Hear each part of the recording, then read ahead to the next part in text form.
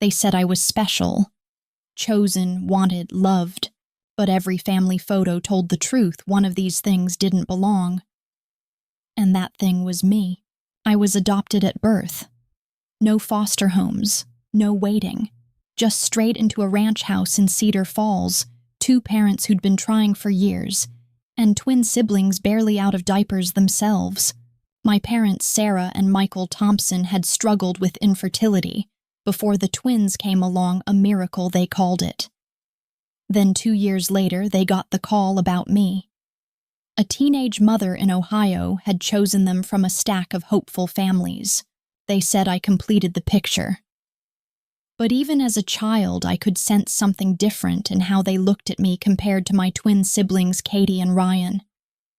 It wasn't less love, it was careful love. Love with conditions. I wasn't part of the original plan. I was added later, and the seam was always visible if you knew where to look. The nursery they prepared was perfect cream walls, hand-painted clouds, everything new. But it was the converted den, while Katie and Ryan shared the master bedroom's adjacent nursery, with built-in shelves and morning light. A small thing, but I think I knew I was the afterthought.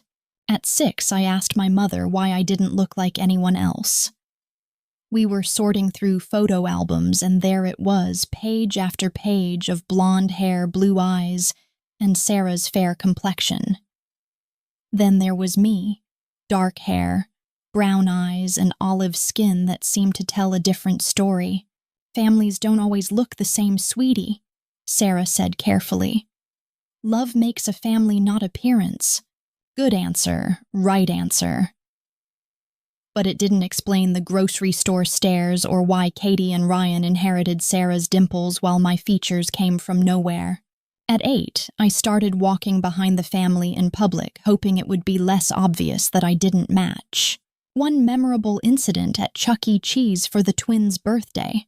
A mother from their class approached Sarah while I was in the bathroom. "Your kids are adorable, and how sweet that you're babysitting too."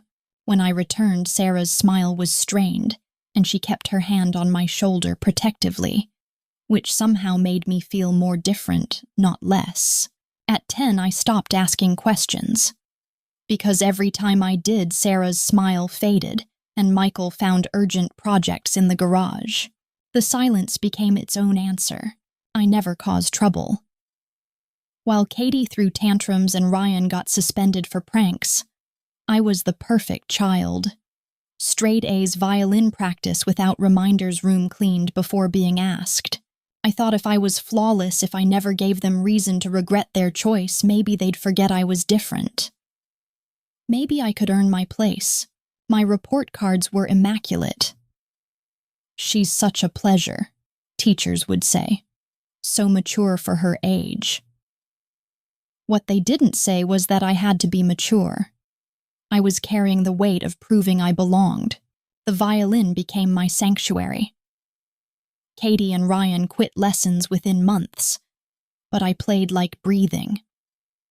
By 12, I was performing solos and accompanying the school chorus. Music was where I disappeared into something entirely mine. When my bow touched the strings, I wasn't the adopted one, I was just the music itself. But perfection doesn't erase biology.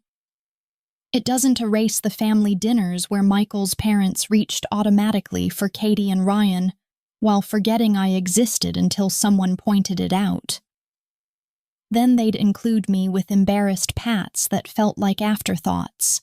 Perfection didn't erase the family reunion, where I spent the afternoon taking photos instead of being in them, because relatives kept asking Sarah, "Which one is yours again?" And perfection certainly didn't erase the night Ryan and I fought over something stupid, and he screamed, "At least I actually belong here. You're just the charity case." The words hung in the air like smoke. Katie gasped. Sarah dropped her dish. Michael looked up from his paper, but no one corrected him. No one. Ryan apologized, later tears streaming. Sarah talked about siblings saying hurtful things. Michael bought me ice cream and extended my bedtime. But that silence, the lack of immediate correction, told me everything about my place in the family hierarchy. At 22, home from college for Christmas, I was helping Michael organize his office. The letter was tucked behind tax documents from 2003, the year I was born. My name was written in unfamiliar handwriting. For Emma when she's ready. My hands shook as I opened it. Dear Emma. I don't know if you'll ever read this, but I need to write it anyway. Today is your first birthday, and I'm sitting in my dorm room crying over cafeteria cake. I was 17 when I got pregnant. Your father disappeared when he found out. My parents kicked me out. I lived in my car before the adoption agency found me shelter. I didn't want to give you up.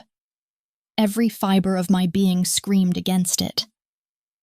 But I was failing classes, working 3 jobs, barely feeding myself. You deserved better. I chose the Thompsons because Sarah cried talking about wanting another child, and Michael promised they'd tell you about me. I begged them to let me write every birthday. I'm studying education now. I think about you every day. I wonder if you like books, if you're stubborn like me, if you inherited my terrible sense of humor. I hope you're happy. I hope you feel loved. All my love, Jessica Marie Davis. There were more letters. 15 of them chronicling Jessica's life, college graduation, first teaching, job, marriage to someone named Brian, the birth of my half-sister Ashley, then my half-brother Tyler. She'd included photos, pictures of herself at my age where I could finally see where my eyes came from, where my stubborn jaw originated. Pictures of Ashley and Tyler who shared my dark hair and olive skin. A family I'd never known existed. The last letter was dated 3 months ago. My dearest Emma, Ashley just turned 16 and looks so much like you. She's applying to colleges, wants to study music. I wonder if you're musical too. I've been thinking about you more lately. Brian says I should hire an investigator, but I promised the Thompsons I wouldn't interfere. I just hope they're keeping their promise. I love you, sweetheart. I've loved you every single day for 22 years. Always yours, Mom Jessica. I sat there for hours reading every word, studying every photo. When the family returned from shopping, I confronted them that night. I walked into the living room where Sarah was wrapping gifts, the letters clutched in my hands. Why was all I could manage? Sarah saw the letters. Her face went white. The wrapping paper fell. Emma, she started. Why didn't you tell me she wanted to know me, and you just kept it all hidden? Michael set down his book. We were protecting you. From what? From knowing someone else loved me too. Sarah started crying big, ugly sobs. We were scared you'd want to leave us for her. I was a child, but you took away my choice. We didn't want you confused. Michael said quietly. We wanted you to feel like you belonged here, but I was already confused. I'd been confused my whole life. Love doesn't hide truth. I told them, my voice breaking. Love walks through it together. The conversation that followed was our most honest ever. Sarah admitted her terror from day one, terrified of messing up with an adopted child, terrified I'd resent them, terrified love wouldn't be enough. Michael confessed he'd wanted to give me the letters multiple times, but couldn't explain the delay. We thought if we loved you enough it wouldn't matter where you came from, Sarah said. But it does matter, I said. Not because I love you less, but because it's part of who I am. You can't love someone completely while hiding half their story. The next week I called Jessica. My hands shook as I dialed. Hello, a warm voice answered. Hi, I'm looking for Jessica Davis. This is Jessica. Who is... She paused, sharp intake of breath. Emma, are you... I'm Emma Thompson, she cried. I cried. We talked for 3 hours. Meeting Jessica and my half-siblings was like looking into a mirror I'd never known existed. Ashley had my laugh. Tyler had my stubborn streak. Jessica had my eyes, my hands, my tendency to cry at commercials. The most surprising thing was how easily we fit. No awkwardness, no betrayal. Love isn't finite. You don't run out by giving it to more people. Integration wasn't without challenges. Sarah struggled with jealousy. Michael worried about divided loyalties. Katie and Ryan felt protective of their parents, while fascinated by suddenly having older half-siblings. Months of family therapy helped. Dr. Williams explained that families can expand without anyone losing their place. "You're not replacing anyone," she told me. "You're adding chapters, not rewriting existing ones. Now I'm 34, married to a wonderful man named James, who understands that family is complicated. We have a daughter, Madison Jessica Thompson Miller, her middle name honoring both grandmothers. Every day I tell Madison where she comes from every part. She knows Mama has 2 families who love her. She knows Grandma Sarah taught me violin, and Grandma Jessica taught me guitar. She knows family gatherings are wonderfully chaotic with multiple traditions mixing together. When Madison asks questions, I answer honestly. She won't grow up feeling like a placeholder. She'll know she was born to take up her own space boldly and completely. Last month, Madison announced, "Connor says I can't have 2 grandmas named Grandma, but I told him love doesn't follow rules." She's right. Love doesn't follow rules. I teach violin now. One student is 7-year-old adopted boy named Kevin, quiet and watchful, always making sure he's not taking up too much space. Last week he asked, "Miss Emma, will my new parents keep me forever?" I stopped playing and faced him fully. "Kevin, I was adopted too as a baby." His eyes widened. "Really? And they kept you?" "They kept me. Sometimes it felt complicated and I had questions, but I always belonged, just like you belong." After his lesson, I played one of the pieces I'd learned years ago, the same music I'd used to disappear when the world felt complicated. But now, instead of disappearing, the music felt like coming home. The Thompsons loved me the best way they knew how. Jessica loved me by letting go, then waiting 22 years for me to find my way back.